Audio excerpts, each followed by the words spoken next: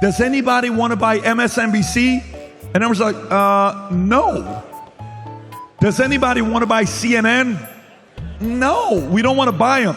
By the way, CNN and MSNBC, celebrity people that get up there and thinking you're very important, your salary's been declining because they're no longer making money.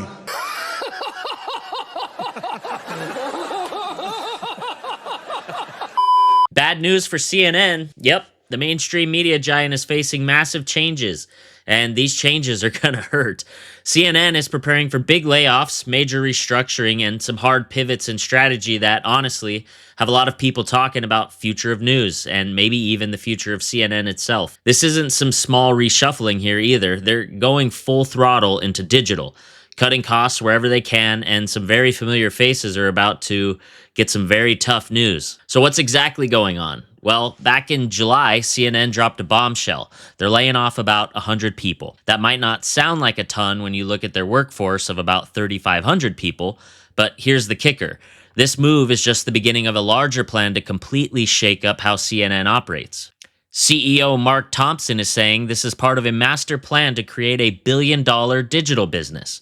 Now, if you read between the lines, this is code for we're moving away from traditional TV and we're betting big on digital. What's sparking all of this? Well, the harsh reality is that CNN has been struggling in recent years, especially when it comes to viewership. Primetime numbers have been going down and down since their COVID-19 coverage days, and they're just not bouncing back like they used to. Competitors like Fox News and MSNBC are grabbing those audience who are still interested in cable, leaving CNN fighting for the scraps. I mean, just look at the numbers from the 2024 election night.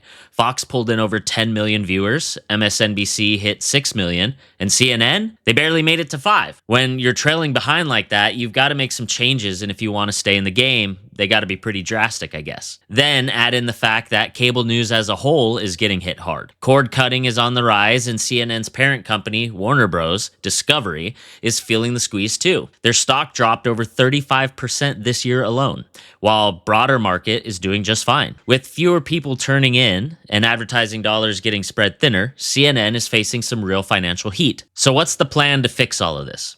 Thompson and CNN execs are going all in on digital. They're working on launching their first subscription product later this year, which might just be a thing that keeps them afloat. And they're putting up a paywall on CNN.com, where after a certain number of free articles, you'll have to subscribe to keep reading. This shift to a paid model is part of a trend we're seeing in social media across the board, but CNN has been one of the last to hold out.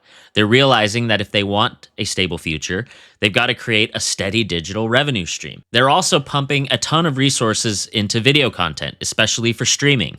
That means more content going to Max, Warner Bros., Discovery, streaming platform, and probably some other digital channels as well. To support this shift, they're building something they're calling a TV Future Lab. It sounds like a little sci-fi, but really it's just a fancy way of saying they're reworking CNN's traditional TV content so it can fit on streaming platforms. They're banking on this big bet in digital paying off because, well, it has to. But here's the thing. These changes aren't just impacting the behind-the-scenes folks or low-level staff.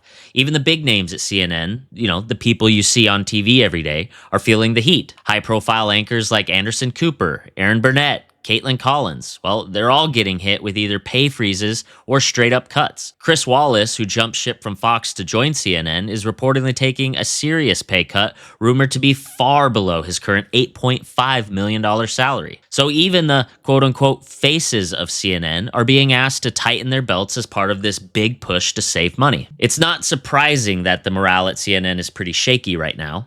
Staff are bracing for more cuts, and there's this general sense of unease about what's coming up next. Employees are worried that with all of these shifts towards digital and cost-cutting, the quality of CNN's journalism could take a hit. And look, that's just not speculation. When you're slashing cuts and pushing out experienced folks, quality often suffers. Something we've seen happening with CNN over the last couple of years. Now, let's talk about the man steering the ship.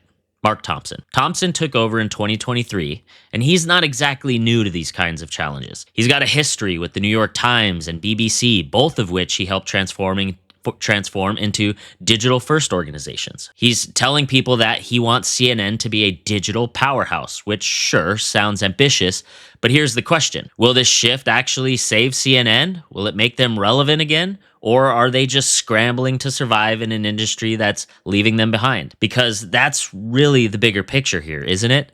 CNN is the giant in media world, but even giants fall. Can CNN make this transition and stay relevant, or is this the beginning of the end for one of the biggest names in news? And what does this say about where media is headed in general? Either way, I'll leave that with you guys. Stay alert, stay informed, and as always, question everything. We'll see you on the next one.